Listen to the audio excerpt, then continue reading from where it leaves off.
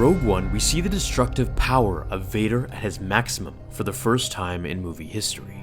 The way he struck fear into the rebels was perfectly articulated, as if he were a menacing, overpowered monster hunting his prey in the narrow corridors of the bridge hall. Vader, at this point, is the earliest we get to see him after having been Anakin Skywalker, and it's as if his moves almost mimic those of Anakin's, which was very interesting to see, as he blocked the blaster bolts and moved through the hall like a machine. With all the buzz and talk about how deathly powerful he was in this scene, it makes one wonder why he hasn't been showcased as so godlike in any other films. The reason for this is very simple, and I'm going to explain why. Vader was weaker in this film than any other of the films that we've seen. All the times we saw Vader in the original trilogy was when he was fighting his son, or Old Ben. His fight with Obi-Wan can't be taken into account. This was the man that literally turned his life into this agony and depression. And he has spent the last 20 years searching for him with no luck. Their fight was super slow and cautious. Neither one knew how powerful the other had become, and for this reason, they were very hesitant. Had Obi-Wan not allowed himself to be killed, I'm sure the fight would have progressed into probably the most epic duel, if it were filmed today, of course. However, that said, his bouts with Luke were completely hindered, all by his own doing. He was never trying to defeat Luke or kill him. The only time he actually uses his full power against him is when his rage gets the better of him, and Luke learned a very valuable lesson when he lost his hand.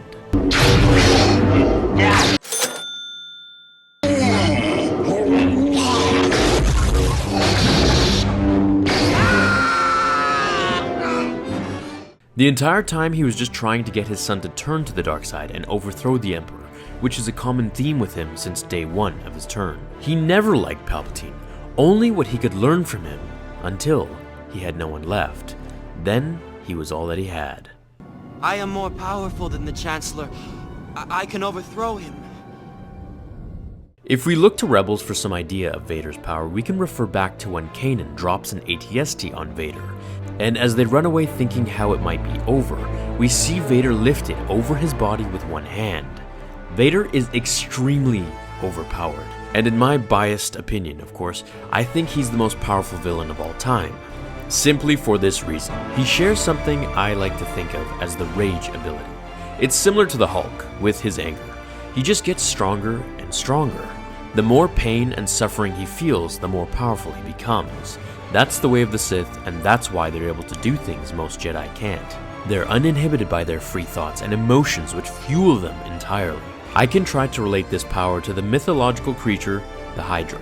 It was a 9-headed serpentine creature that, when you cut its head off, it grew 2 more in the same place. Vader is similar in the sense of his rage. He's powerful just as the Hydra is, but if you cause it pain or anger, it will come back with a vengeance, and this time, twice as powerful. So as time progressed in Vader's lineage, he only learned more, as we can see in the canon comics. Like when he returned to Tatooine and just completely slaughtered an entire tribe of sand people for fun. He's ruthless and has always been. Vader lives on Mustafar. He literally can see the spot that Obi-Wan cut his limbs off and left him to burn from one of his castle's windows. Every day he is there, he is reminded of how he lost Padme, killed the younglings, which has been noted to be a gigantic anchor to pull Anakin to the dark side even faster. His constant brooding in his own self-hatred makes him infinitely powerful each day that passes by. This is Anakin we're talking about, the Chosen One, who callously obliterated, murdered, maimed, and betrayed all the Jedi at the temple.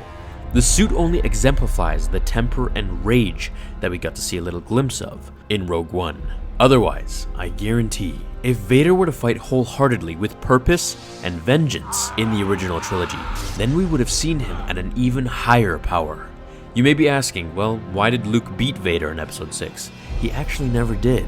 Vader was toying with him the entire time, taunting him, talking about how he's going to turn Leia to the dark side. He was prodding Luke just like how Dooku prodded Anakin in Episode 3. He let his defenses down and was ordered by Palpatine to test the boy.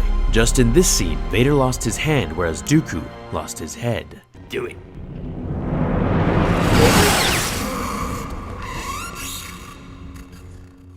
The recurring themes in Star Wars can't be missed if you just watch them a couple of times and nerd out with the analysis. But that's why I'm here.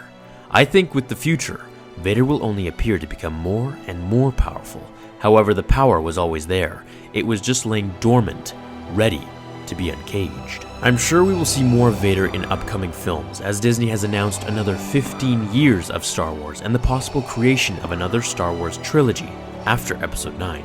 So there will be plenty more Vader to come, I can promise you that.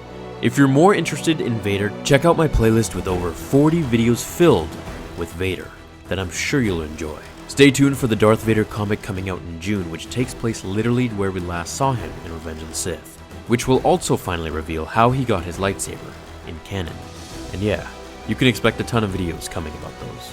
Thank you for watching, my fellow Jedi and Sith friends. Throw me a like if you enjoyed the analysis, and I'll see you all in tomorrow's episode of Star Wars Theory.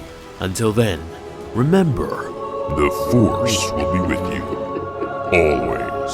Now, fulfill your destiny.